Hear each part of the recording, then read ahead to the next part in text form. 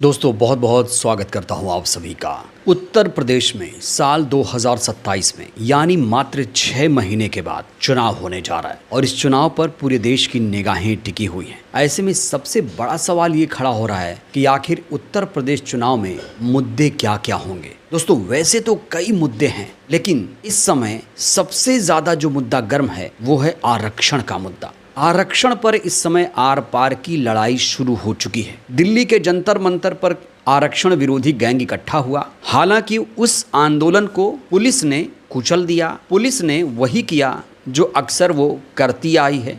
जब भी दिल्ली के जंतर मंतर पर आंदोलन होता है, पुलिस लठ बजा ही देती है और आरक्षण विरोधियों पर भी पुलिस ने लठ बजाया। दिल्ली में जब ये सब हो रहा था तो उसी दौरान उत्तर प्रदेश की राजधानी लखनऊ में क्या सीन था, क्या आप जानना चाहते हैं? दोस्तों बिना देर किए आप ये वीडियो पहले देखिए। ये वीडियो मैं आपको उत्तर प्रदेश की राजधानी लखनऊ से दिखा रहा हूँ, जहाँ पर आरक्षण विरोधी प्रदर्शनकारियों और केंद्र सरकार के बीच सेतु का काम कर रहे हैं उत्तर प्रदेश के डिप्टी सीएम ब्रजेश पाठक। आप सबका बहुत बहुत धन्यवाद। हमारे बीच में जो हमारे साथी हैं, इनको आप पहचानते हैं? पहचानते नहीं पहचानते हैं? ये हमारे छोटे भाई आदरणीय हर्ष दुबे जी और ये आदरणीय हमारे धनंजय जी, मृत्युंजय पाठक जी, और हमारे बीच में हमारे शिवा शर्मा जी। सभी हमारे मित्र हैं, सभी हमारे छोटे भाई हैं। और जंतर मंतर पर जो आप देख रहे थे, ये कल जो धरना प्रदर्शन हुआ उसमें आप सब की एक हमें पत्र मिला है। उस पत्र को हमने अपने केंद्रीय नेतृत्व को दिया है और केंद्रीय नेतृत्व ने कहा है कि हमारे जो साथी, हमारे युवा साथी जो जंतर मंतर पर धरने पर बैठे थे, उनकी मांगों पर हम विचार करेंगे, गंभीरतापूर्वक विचार करेंगे और किसी भी स्थिति में अपने देश के युवाओं का, अपने देश के छात्रों का कोई नुकसान नहीं होने देंगे और सबको साथ लेकर के चलेंगे। अब इसी बात की सूचना देने के लिए हम आपके बीच में आएंगे और 2 दिन के बाद आप लोगों की इच्छा थी कि हम केंद्रीय नेतृत्व के समक्ष अपनी बात रखें, तो माननीय केंद्रीय मंत्री जी के साथ में 2 दिन के बाद इनकी बैठक होगी, उसमें हम इनको लेकर के जाएंगे और इनसे साथ में बात करेंगे। तो आरक्षण कौन हटाना चाह रहा है? दोस्तों इस तस्वीर को देखकर बात बिल्कुल स्पष्ट हो जाती है। जो बीजेपी के कट्टर वोटर हैं वही आरक्षण हटाने की बात कर रहे हैं। यहाँ पर तथाकथित सवर्ण लोग डिप्टी सीएम ब्रजेश पाठक के मंच पर नजर आ रहे हैं। बड़ा सवाल ये खड़ा हो रहा है कि आखिर डिप्टी सीएम ने आरक्षण विरोधियों को मंच क्यों दिया? क्या डिप्टी सीएम को ये मालूम नहीं है कि ये लोग आरक्षण पर प्रहार कर रहे हैं? शायद उत्तर प्रदेश के डिप्टी सीएम ने गृह मंत्री शाह का वो बयान नहीं सुना जिसमें वो साफ तौर से कह रहे हैं कि आरक्षण किसी भी कीमत पर खत्म नहीं होगा। कान खोल कर सुन लो, भारतीय जनता पार्टी कभी रिजर्वेशन को हटाने वाली नहीं है। इतना नहीं, आप हटाना चाहोगे तो आपको भारतीय जनता पार्टी हटाने भी नहीं देगी। ये कमिटमेंट भारतीय जनता पार्टी का। तो कहा जा रहा है आरक्षण के मुद्दे पर बीजेपी ने बहुत बड़ी गलती कर दी। प्रियंका भारती ने इसको लेकर एक पोस्ट किया है। उन्होंने लिखा है कि आरक्षण विरोधी भाजपाई सपोले बिल से बाहर आने शुरू हो गए हैं। भाजपा की पैदाइश ही बहुजनों के हक के विरुद्ध हुई है। ये बात आज सिद्ध हो गई। सनद रहे आरक्षण का दायरा अभी बढ़ेगा। ये प्राइवेट सेक्टर में भी लागू होगा, चाहे हंस के मानो या फिर रो के मानो। तो बड़ा बेल्ट ट्रीटमेंट मिल रहा है आरक्षण विरोधियों को। आरक्षण विरोधी घबराए हुए हैं, तिल मिलाए हुए हैं। इन्हें लग रहा था कि ये ऐसी सरकार लेकर आएंगे जो आरक्षण को हटा देगी, लेकिन इनका ये सपना कभी भी पूरा नहीं होगा। दोस्तों इस समय एक सबसे बड़ा सवाल ये खड़ा हो रहा है कि जो लोग एनडीए में शामिल हैं, जो दलित नेता एनडीए में शामिल हैं, आखिर आरक्षण के मुद्दे पर उनका स्टैंड क्या है? तो सबसे पहले हम बात करेंगे रामदास अठावले की। रामदास अठावले ने आज आरक्षण को लेकर एक ऐसा बयान दिया जिसे सुनकर बीजेपी के कट्टर समर्थक हैरत में पड़ गए हैं, परेशान हो गए हैं, आग बबूला हो गए हैं। जरा आप भी सुनिए ये बयान। बाबा साहब अम्बेडकर जी ने संविधान में आरक्षण लाने का प्रयत्न किया था और अभी ओबीसी को आरक्षण ओबीसी सिंह जी के टाइम पर मिला था। अब तो मुझे लगता है कि और उसके बाद मोदी सरकार ने इकोनॉमिक वीकर सेक्शन को भी 10% आरक्षण दिया है। तो हर जाति को अभी आरक्षण मिलता है, तो इसीलिए आरक्षण खत्म करने की इसको अधिकार नहीं है। ये सबका संवैधानिक अधिकार है और ऐसी मांग करने वाले लोग राष्ट्रद्रोही लोग हैं। इसके ऊपर इनके लोगों पर एक्शन होनी चाहिए।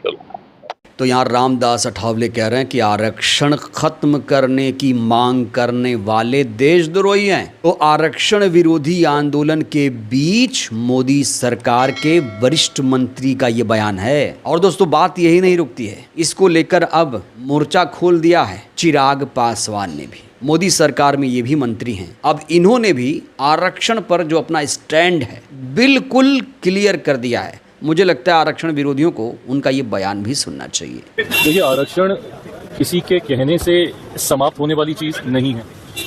आरक्षण किसी को मिल रही खैरात भी नहीं है। आरक्षण एक संवैधानिक अधिकार है और इसके पीछे की सोच ऐसे समाज से आने वाले लोगों को मुख्यधारा के साथ जोड़ने की रही है जिनके साथ किसी ना किसी कारणवश भेदभाव हुआ है। अनुसूचित जाति के लोग हों, अनुसूचित जनजाति के लोग हों। शेड्यूल कास्ट कौन सी कास्ट है? ये वो कास्ट हैं जो संविधान में शेड्यूल की गई हैं, जिनका आधार छुआछूत था। उनको आधार बनाया, उनको शेड्यूल किया गया और उन कास्ट को आपने आरक्षण देने का काम किया। इसी तरीके से शेड्यूल ट्राइब्स हैं, ये वो कास्ट हैं, ये वो ट्राइब्स हैं जिनको शेड्यूल किया गया है, जिनका रहन सहन, बोलचाल, वेशभूषा सब अलग है, अपने तरीके से है। तो ऐसे में चिन्हित करके ऐसे वर्गों को मुख्यधारा के साथ जोड़ने की सोच के साथ बाबा साहेब के द्वारा रचित भारत के संविधान में आरक्षण के प्रावधान किए गए, जिसको आने वाले दिनों में समय समय पर और ज्यादा सशक्त करने का काम किया गया। और आज की तारीख में इवन ऊंची जाति से आने वाले गरीब वर्ग के जो लोग हैं उन तक को आरक्षण का लाभ मिलता है। तो ऐसे में इतना विस्तृत दायरा कोई सोचे चाहे कि उसको आप यूं ही समाप्त कर सकते हैं, ये संवैधानिक अधिकार है, इस पर किसी तरीके।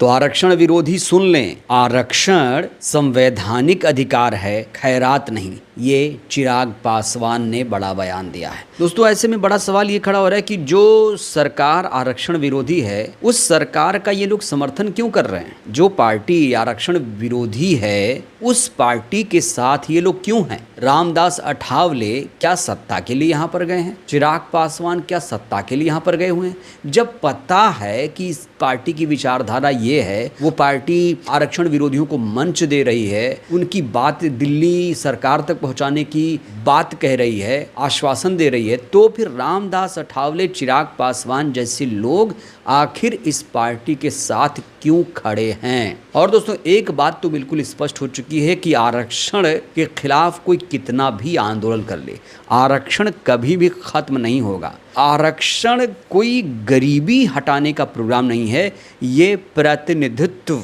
की बात करता है। आप आज देखिए सिस्टम में किस जाति का कब्जा है, सुप्रीम कोर्ट में कौन लोग बैठे हैं, मीडिया में कौन लोग हैं, सरकार में कौन लोग हैं। आप हर क्षेत्र में देखिए एक ही जाति का कब्जा है सिस्टम पर, तो प्रतिनिधित्व कहाँ है? और जो आरक्षण हटाने की बात करते हैं वो जाति हटाने की बात क्यों नहीं करते? आखिर जाति कब खत्म होगी? और EWS आरक्षण हटाने की बात ये जातिवादी लोग क्यों नहीं कर रहे हैं? ये भी अपने आप में बहुत बड़ा सवाल है। वहीं आज आरक्षण के मसले पर अखिलेश यादव ने भी अपना स्टैंड क्लियर कर लिया है। वही अखिलेश यादव जिन्होंने पिछले दिनों कहा था कि PD का मतलब पंडित होता है, हालांकि उनके PDA का अर्थ अक्सर बदलता रहता है। अब PDA में PD मतलब पंडित हो गया है। आज उन्होंने आरक्षण को लेकर जो बयान दिया, खास तौर से जो कट्टर वोटर जो हैं वो हैरान हो गए।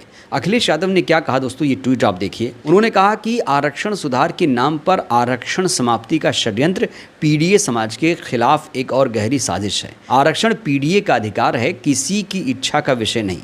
भाजपा और उसके सगी संबंधी साथी समय समय पर जिस तरह कभी समीक्षा तो कभी सुधार जैसे अस्पष्ट शब्दों का प्रयोग कर आरक्षण का विरोध करते हैं, या कभी क्रीमी लेयर की बात करते हैं, या आरक्षण त्यागने की सलाह देते हैं, वो सदियों से शोषित वंचित लोगों को मिले आरक्षण के अधिकार की हकमारी की लगातार कोशिश करते रहे हैं। आरक्षण था, आरक्षण है, आरक्षण रहेगा। तो भाई अखिलेश यादव ने आज एक लकीर खींच दी, आरक्षण पर जो अपना स्टैंड था बिल्कुल क्लियर कर दिया।